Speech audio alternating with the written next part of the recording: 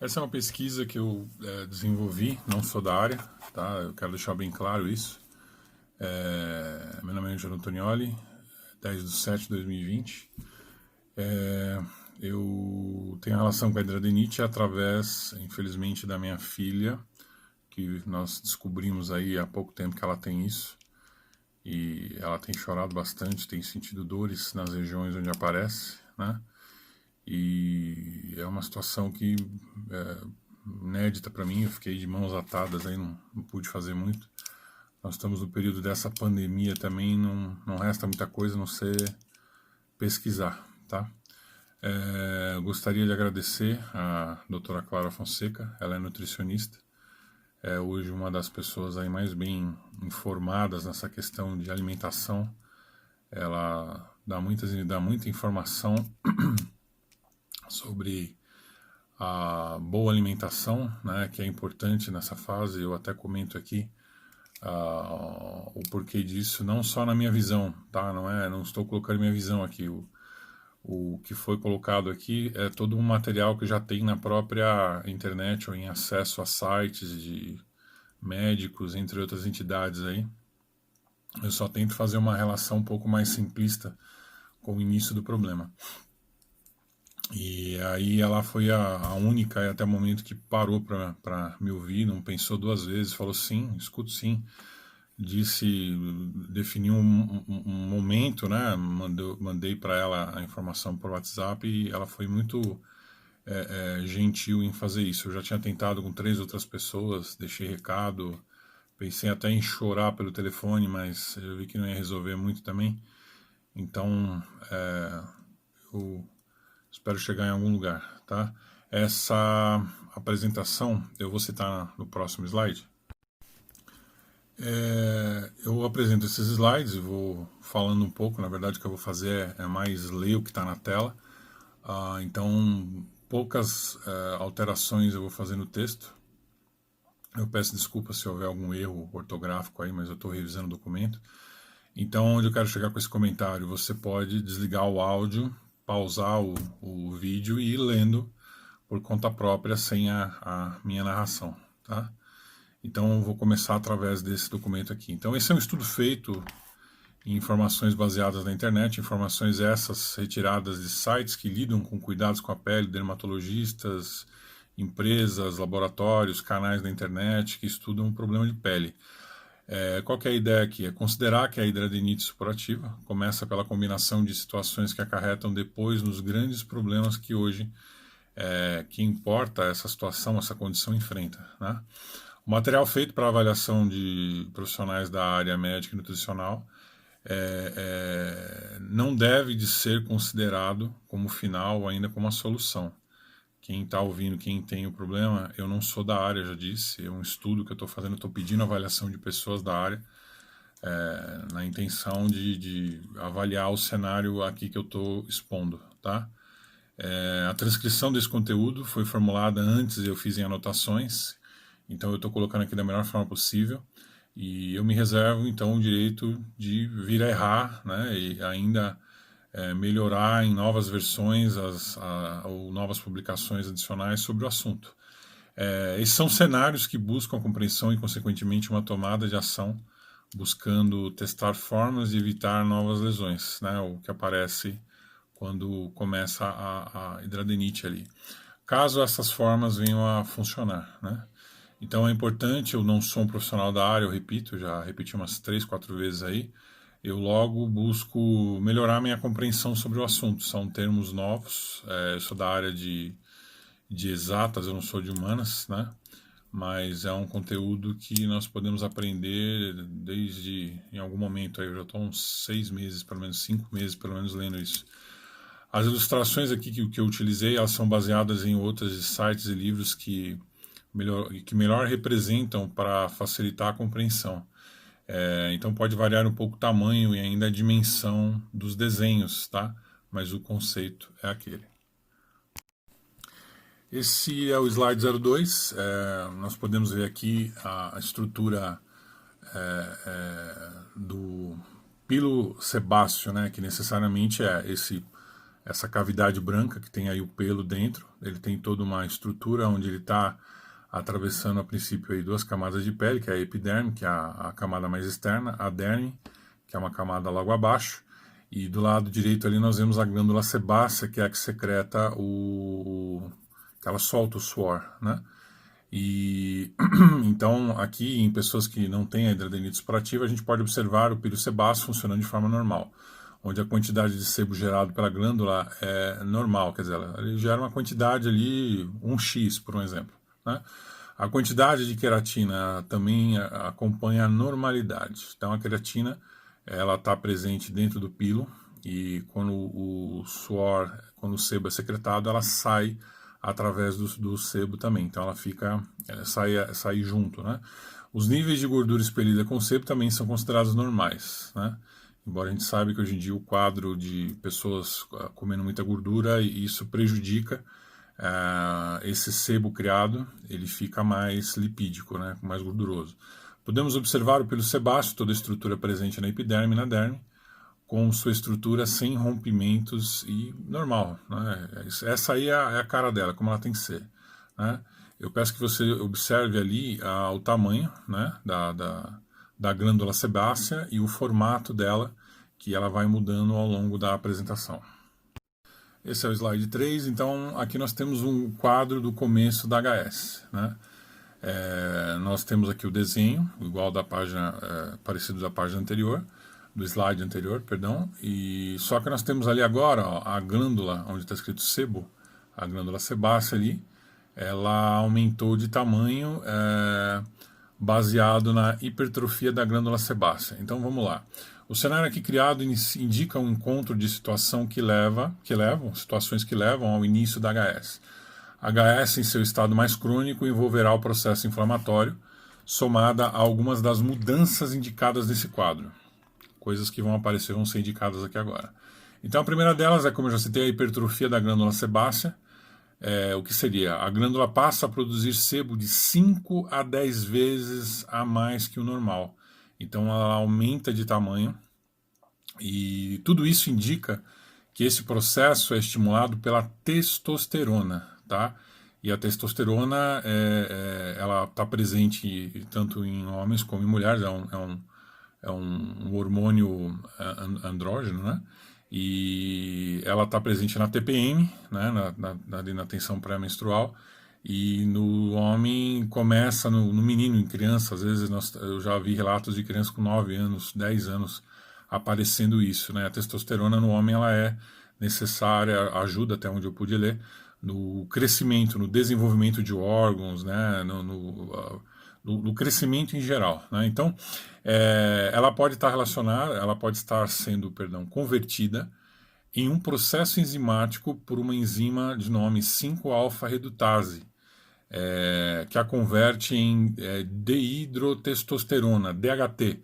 Então ela aumenta o fluxo de sebo sendo derramado na superfície da pele. Isso quando o poro ali está desobstruído, funcionando. Então ela solta muito sebo.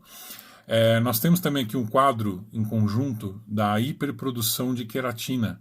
Eu não posso afirmar que seria uma hiperqueratrose, mas a queratina sendo produzida em excesso é expelida em conjunto com o sebo para a superfície da pele, certo? Na superfície da pele nós temos as bactérias, né? Que tem assim, com a alta produção do sebo e também pela falta de uma dieta que venha a reduzir essa gordura lipídica, quem come muita fritura, muita coisa gordurosa, essa gordura ela vem parar por aqui, ela sai por esse sebo. Então, com essa alta produção de sebo e também por a falta dessa dieta, ocorre uma concentração maior de bactérias na pele. Então, sempre vai ter alimento, né? Pois o que vai acontecer? Elas tendo alimento em abundância, consequentemente, você tem também ali toxinas que são ácidas, ou a chance dessas bactérias entrarem para dentro do poro.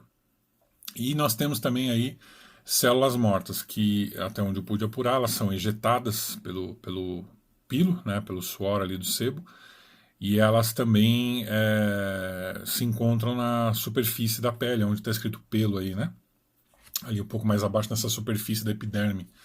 E então Isso tudo está ali sendo expelido, né? Ou já se encontra ali, foi expelido do pilo sebáceo, ou também já se encontra na superfície da pele.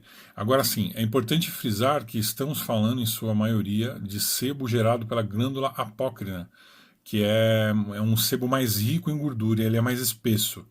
Mas é possível também de ocorrer em glândulas écrinas, de ter esse efeito de sair um pouco a mais de sebo do que o que se espera.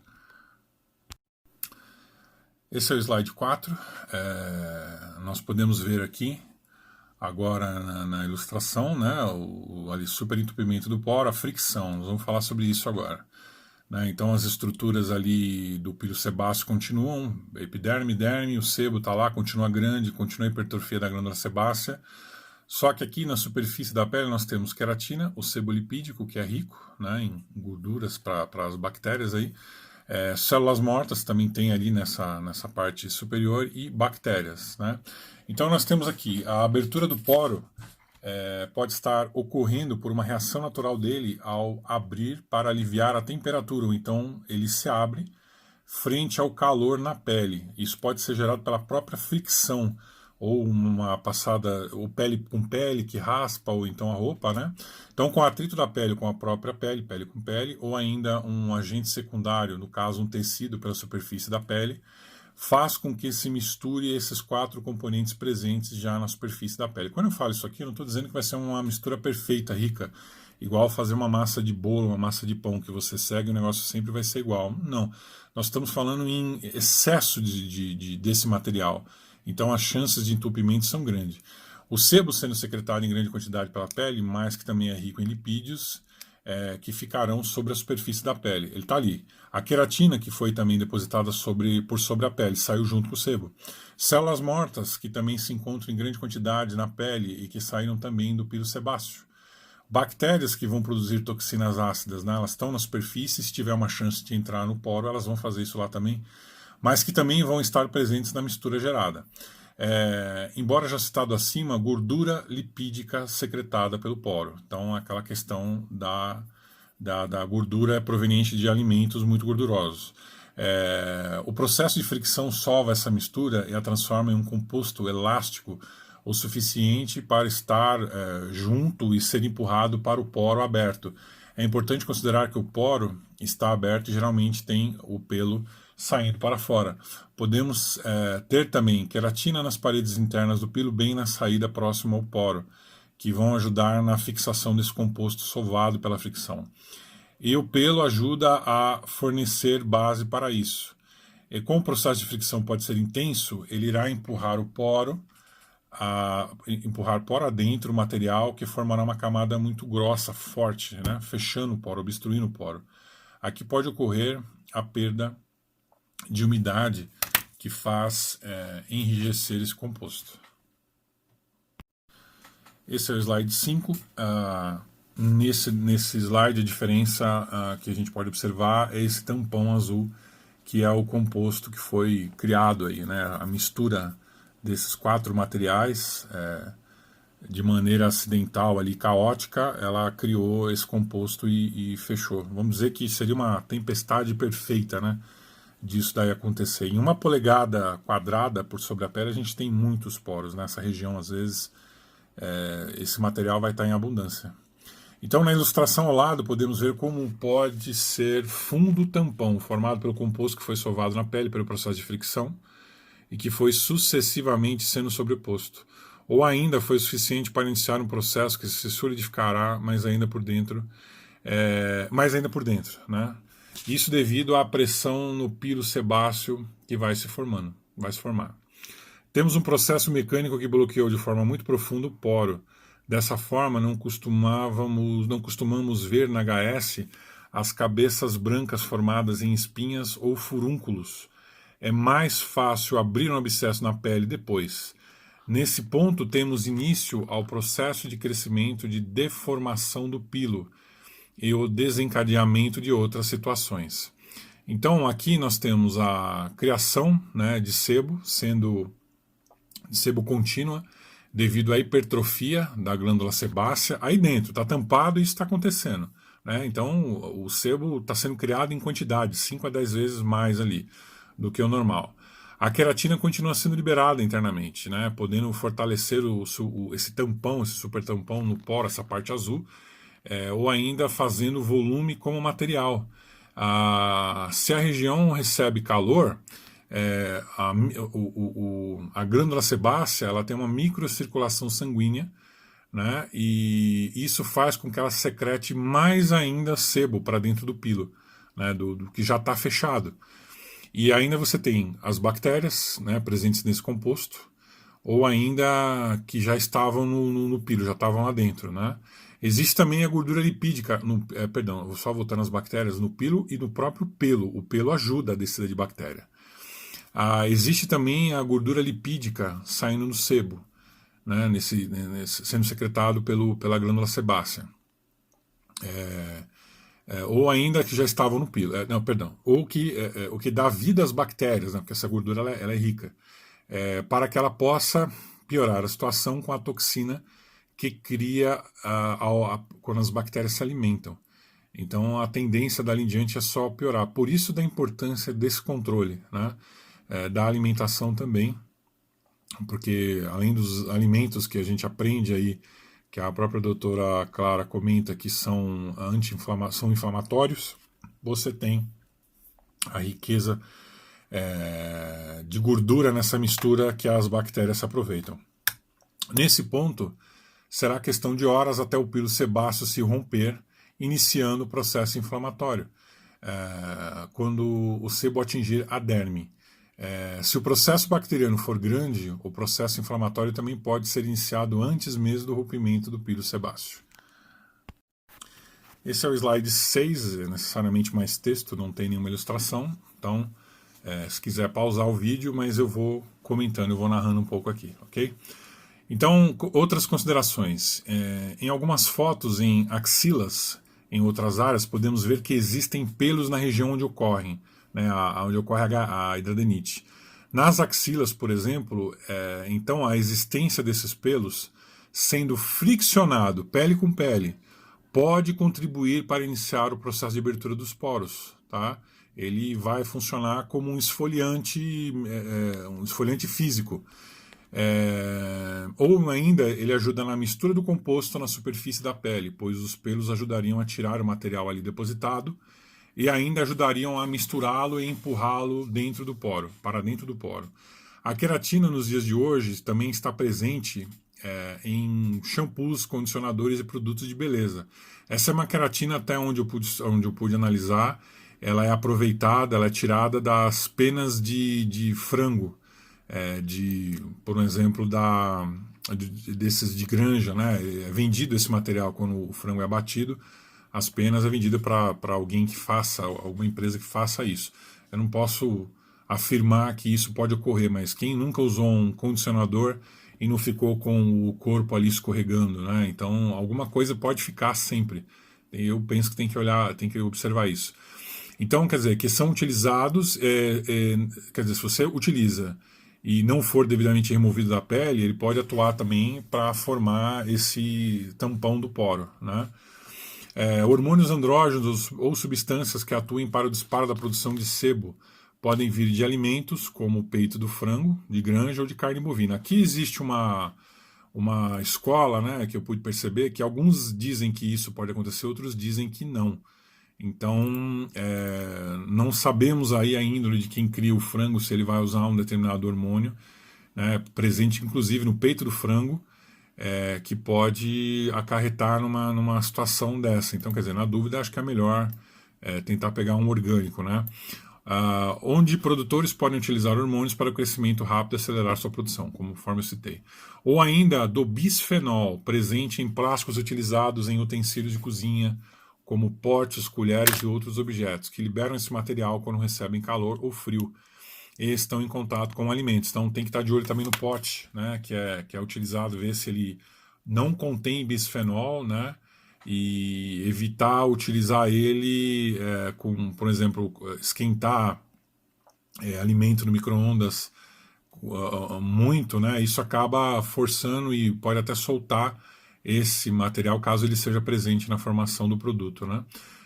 Nos relatos em que pessoas com HS relatam o início de uma lesão, quando passaram por um momento tenso, isso pode estar ligado com os neuropeptídeos que são liberados nesse momento pelo cérebro, né?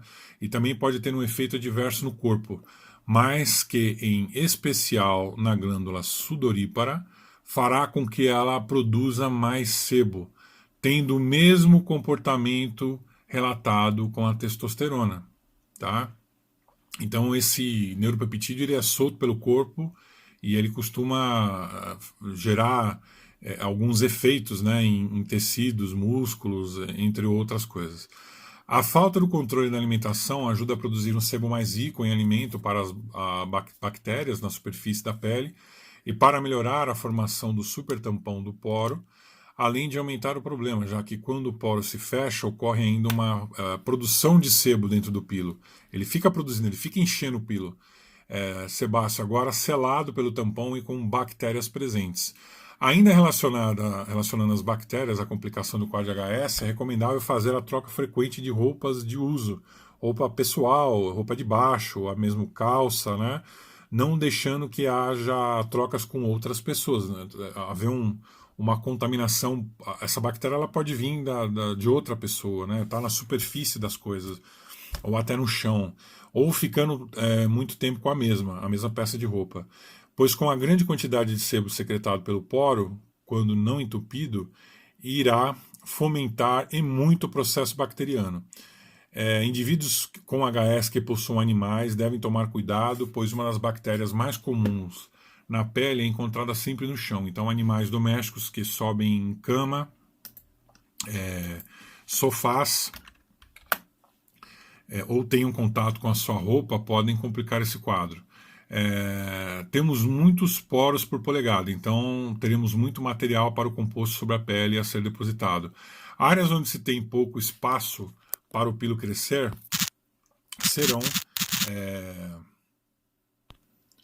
serão percebidos mais rápido o desenvolvimento da HS e também terão chances de o pilo estourar mais rápido, iniciando o processo inflamatório, seja pela pressão ou ainda pelo fato da pessoa passar a mão gerando pressão. Não encontrei relação ainda com o estrógeno com esse quadro de HS. A hiperprodução de sebo pode ocorrer também em lesões que não fecham, sendo mais complicador além do processo bacteriano para o fechamento da lesão. A relação da testosterona citada aqui se dá pelo fato de as lesões terem ocorrência nas mulheres justamente em uma época de TPM, né, de tensão pré-menstrual, onde esse hormônio é liberado como parte do processo. Em meninos, observa-se a idade de 8 a 12 anos, alguns casos a idade menor ainda, né? Justamente quando o hormônio, a testosterona no caso, começa a ser necessário para o desenvolvimento deles.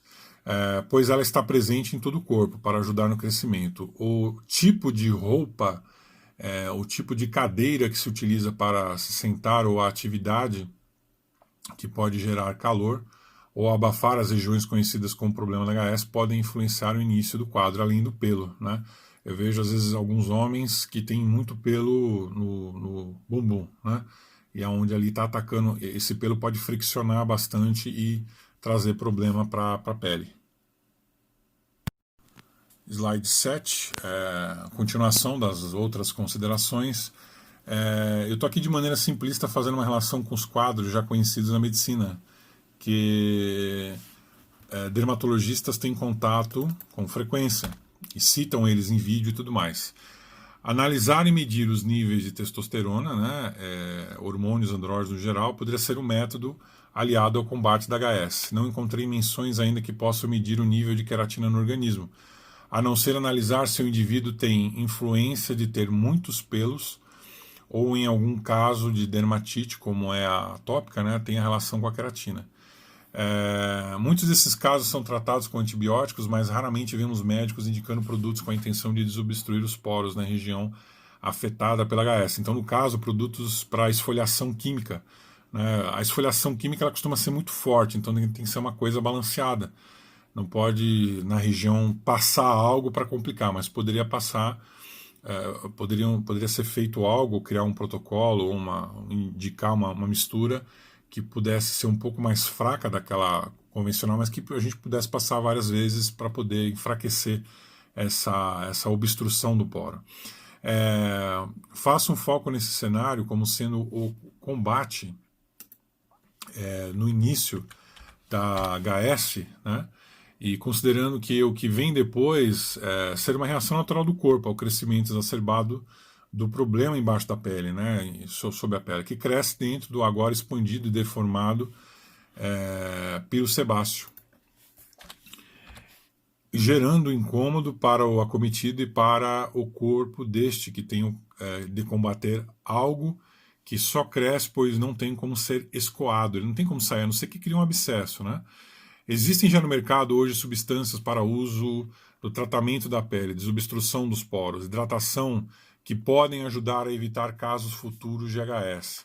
Mas o uso precisa ser aliado a um protocolo personalizado para cada indivíduo, então sugerido, desde que não ocorram casos de alergia e irritação da região devido ao uso errado. E o uso errado também, embora não citei aqui ainda, é o efeito rebote que a pele dá, né? Quando você tira todo o sebo, ela produz mais. O corpo produz mais. Então tem que ser algo balanceado. As esteticistas costumam fazer uso de esfoliantes físicos. Só vou escrever aqui, efeito rebote, eu esqueci essa parte. Esfoliantes físicos que geram atrito na pele para remoção de células mortas. Não é bem o caso o uso, mas eu estou só citando o que existe. Também existem os esfoliantes químicos, que foi o que eu acabei de citar, que em um grau maior, de maior atuação e resultado, podemos relacionar com a pomada belladonna, utilizada por muitos indivíduos com HS. Agora, tem algumas substâncias que são conhecidas, né, como é o peróxido de benzoíla, que em inglês o tampão citado que é formado é conhecido como plug, né? Então, esse composto, ele é utilizado para remoção desse plug formado. Ele tem ação antibacteriana, ele seca o excesso de óleo e ele remove células que entopem o poro. Meio que ele funciona como um solvente, ele dissolve esses compostos mais duros, né, que acredito que tem aí a presença da queratina. Ácido salicílico, ele reduz a perda das células na pele, previne contra o entupimento do poro. Tem a alfa-hidroxiácidos, né, que é uma categoria que tem, por exemplo, o ácido lático, que ajuda a remover células mortas, reduz a inflamação, estimula o crescimento de uma pele mais macia, mais saudável. E tem o sulfur, que remove células mortas, drena o óleo em excesso na pele. Esse sulfur, eu não entendi bem se é um enxofre, eu só coloquei sulfur porque em inglês eu não consegui encontrar essa relação, mas numa futura versão desse documento eu vou alterar, pretendo alterar. O que busco é que o poro continue seu funcionamento a expelir esse sebo criado em quantidade, garantindo o seu não entupimento mesmo com a fricção da pele. Esses produtos já são utilizados em uma ampla gama de cremes e soluções dermatológicas. Se for criado um protocolo de cuidados com a pele, eu não tenho condições de fazer tal coisa ainda, mas eu consigo pensar nisso, que é possível tal coisa, para atender essas regiões onde a HS é mais propícia, aliado a práticas como a dieta pensada na redução de fatores complicantes para a HS, vindo pela alimentação. Então, é o trabalho que já vem sendo feito aí, né, por exemplo, pela doutora Clara, para melhoria da alimentação, né, e podemos ter uma ferramenta que impossibilite o desenvolvimento de todo esse quadro, que é uma consequência direta de um evento inicial até então desconhecido. A homeostase da pele, que é o equilíbrio dela, como ela trabalha, ela tem todos os componentes ali funcionando, também poderia ser questionada se está correta, através de uma análise sanguínea, verificando os níveis de vitamina presentes no corpo, ou mesmo uma análise visual da pele, vindo a saber o tipo de pele que o indivíduo possui, se é uma pele oleosa, uma pele seca, uma pele mista, uma pele normal, o que é, né? Então, hoje as esteticistas aí, pelo menos, conseguem fazer isso aí brincando. Bom, esse é o slide 8, temos aqui outra ilustração. Aqui É possível ver a diferença em relação aos outros slides, né? O pilo sebáceo, que é essa cavidade branca, como ele está tampado ali em cima com aquela parte azul, né? Formado por queratina, sebo lipídico, células mortas, bactérias, né? Tampou de maneira severa que é mais fácil o crescimento para dentro da pele, que é onde a gente conhece agora como a acne invertida, né, do que para cima, do que para fora. Quando nós temos uma obstrução do poro, e ela não é tão severa, feito o que pode estar ocorrendo no caso da HS, nós vemos aquela cabecinha branca, né, que lembra uma espinha. Aqui nesse caso, como o tampão ele é grande demais, ele empurra toda a substância para dentro, até que o pilo venha a se romper. Então vou ler o texto agora. Neste ponto podemos ter o seguinte quadro. Com o entupimento severo do poro em azul, né, ocorre o represamento de líquidos provenientes. Né, da onde vêm os líquidos? Da hiperprodução sebácea, que é da hipertrofia da glândula sebácea. O processo bacteriano se for forte o suficiente para converter em toxinas o sebo represado ou parte dele, se inicia um processo inflamatório nesse ponto.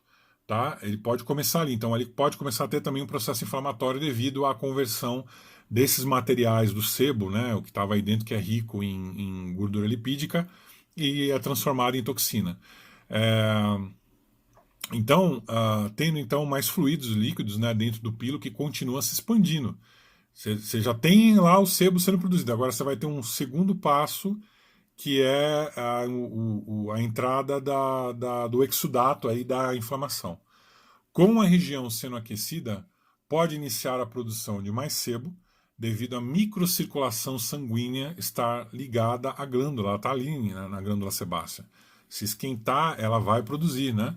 Acaba produzindo, no calor a gente sente isso, né? O suor que solta aí ocorre muitas das vezes através dessa estimulação, até onde eu pude ver.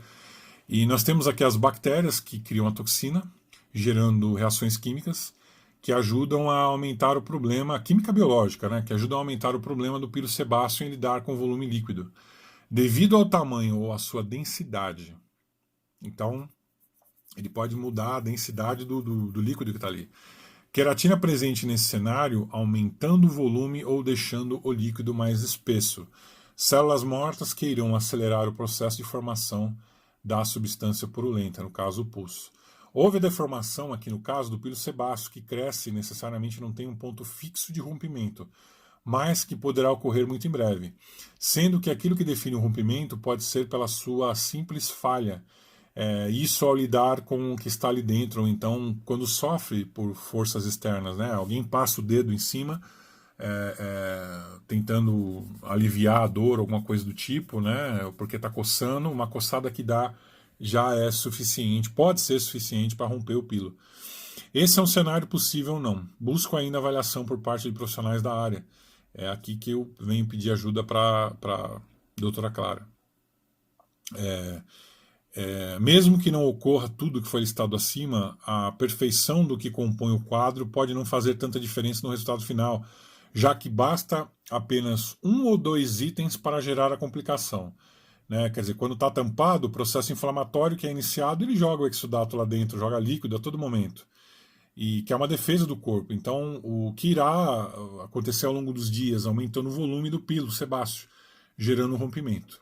Então ele fica inflando, crescendo, e é onde as pessoas que possuem essa condição acabam sentindo dor, né? E a tendência dali em diante é só se complicar. Na ilustração, bom, esse é o slide 9, né? Aqui na ilustração eu peço uma atenção, do lado esquerdo tem um círculo com pontinhos vermelhos que eu coloquei simulando um rompimento no caso do pilo sebáceo, que é toda essa cavidade branquinha, né, onde está o pelo dentro, mas aqui ocorre o vazamento desse conteúdo. Pode ser já uma toxina, né, o conteúdo já pode ter virado totalmente toxina ou parte toxina, ou então ainda ser o sebo, mas independente do que for, ao ter contato com a derme, aqui se inicia outro processo inflamatório. Se já tinha um acontecendo também antes de romper, devido à conversão do sebo em toxina pelas bactérias, Aqui passa a ver outro. Na ilustração ao lado, podemos observar um círculo com pontos em vermelho, que vem a representar o rompimento do pilo sebáceo, que irá culminar no processo inflamatório.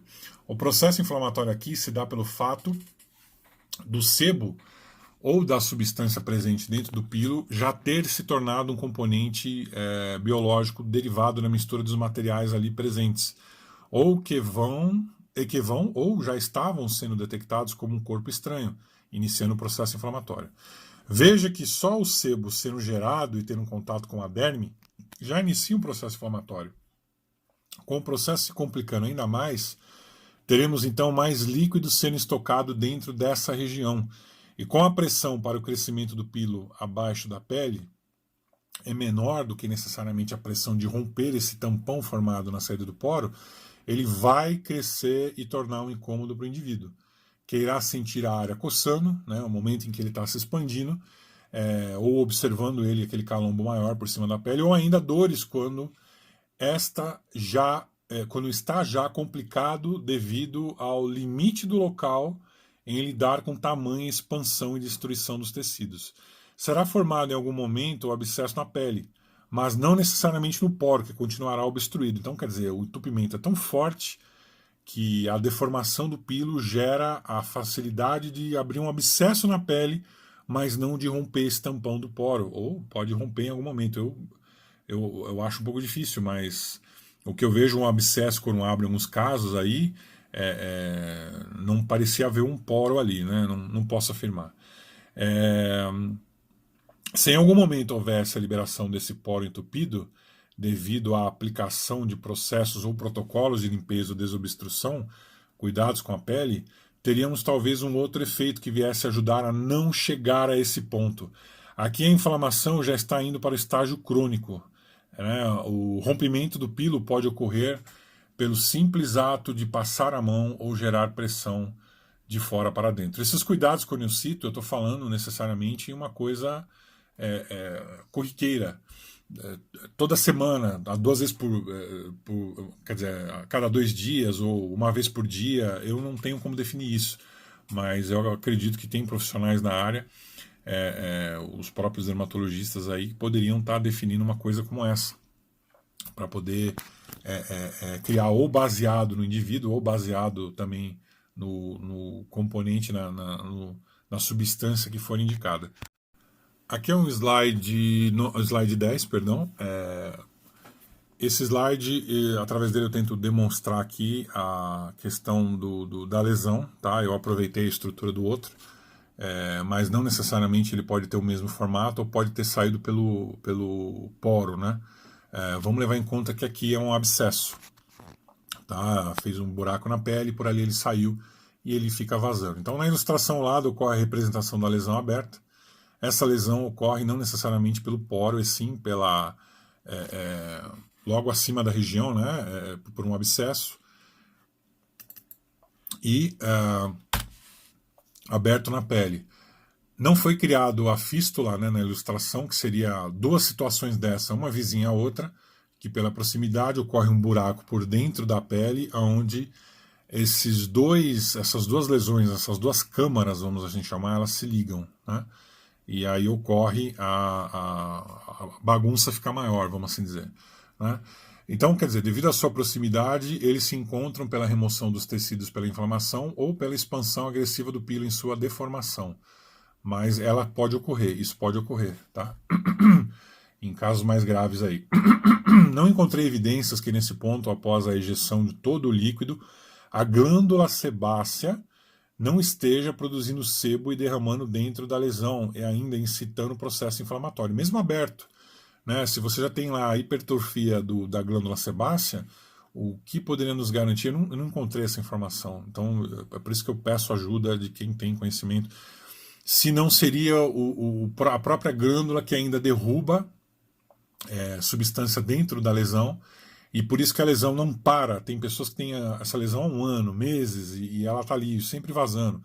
Alguns casos não vaza pus, outros vaza pus. Aí realmente é bactérias e tudo mais, né? Mas requer também uma atenção, um tratamento. Estão tratando agora com a pomada nistatina, a de queimadura e passando por cima para tentar aliviar e tentar ajudar no fechamento, porque a nistatina ela tem também um processo antibactericida, uma asepsia que é feita, né? Então, eu não encontrei evidências disso, quer dizer, mas a possibilidade existe. Temos também o quadro bacteriano, que pode estar influenciando isso, além também do fato de o processo inflamatório neste quadro crônico estar removendo todos os tecidos internos lesionados que estiveram em contato com a substância que ali estava e que também foi ejetada quando ocorre o abscesso. Bom, esse aqui é o slide 11, é o último, nessa versão de 7 de 2020. Na área de tratamento estético, né, já existe hoje um conhecimento muito grande dos profissionais que nela trabalham, além dos laboratórios que desenvolvem produtos com a finalidade de cuidar da saúde da pele. Então, as substâncias que eu já citei anteriormente, né, poderiam auxiliar os indivíduos, né, as pessoas que têm essa condição de desenvolver HS. Caso ocorra a remoção de um dos componentes que possam estar auxiliando na obstrução, no caso desses 4 componentes que eu citei, né, hipoteticamente falando, se você tira o sebo, evita que o sebo fique presente na pele, ou então a queratina, né, ou a remoção de células mortas, ou ainda a questão das bactérias, se um ou mais desses componentes forem removidos dessas regiões, é provável que possa ajudar ao longo do tempo que isso não se desenvolva. Então pode ocorrer uma redução. O desenvolvimento HS em fases de TPM, por exemplo, poderiam ser reduzidos. Se a pessoa sabe que ela está para entrar numa determinada fase, né, nessa fase, dias antes ela já começa, ou ela aumenta, né, o foco disso para evitar que possa ocorrer. Então eu cito novamente abaixo as substâncias já em uso por laboratórios para cremes, pomadas e outros tratamentos estéticos. Então, eu não vou falar novamente, porque eu já citei aí, não mudou nada, né, do que foi publicado. Eu vou formular mais para frente um outro cenário, que seria da possibilidade, isso eu vou tentar ver também, vou consultar, mas que em locais onde existe a possibilidade de não se expandir tanto o pilo, a alta produção de sebo, ela poderia não ser suficiente para sair e romper o poro, né, romper o pilo internamente e gerar esse tipo de situação, que é o caso onde a gente vê às vezes na parte genital, né, nas coxas um pouco mais abaixo, e como é uma fricção muito grande ali, então esse esforço acaba gerando esse rompimento. Tá? Eu agradeço, peço a todos que estão vendo que possam apreciar esses cenários.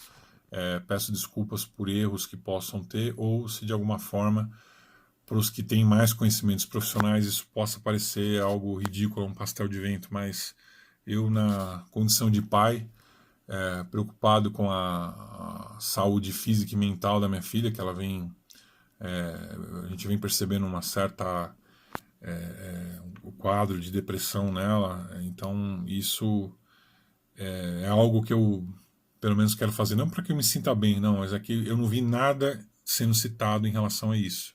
Então eu me questiono se há algum fundo, alguma relação com esse tipo de coisa. Tá? Tanto é que onde eu pude perceber, eu também vou mais a fundo, não tive condição de ir ainda, mas o remédio Humira, né, essa medicação Humira, o que ela faz nada mais é do que tentar secar a saída desse sebo secretado pelo poro. Então, e ela seca outras partes também, como a medicação ela entra no corpo, ela sai fazendo uma série de alterações, né? As pessoas sentem secura nos olhos e na boca, alguma coisa do tipo. Então, mas isso é uma outra avaliação futura. Ok, obrigado, agradeço a atenção despendida aqui.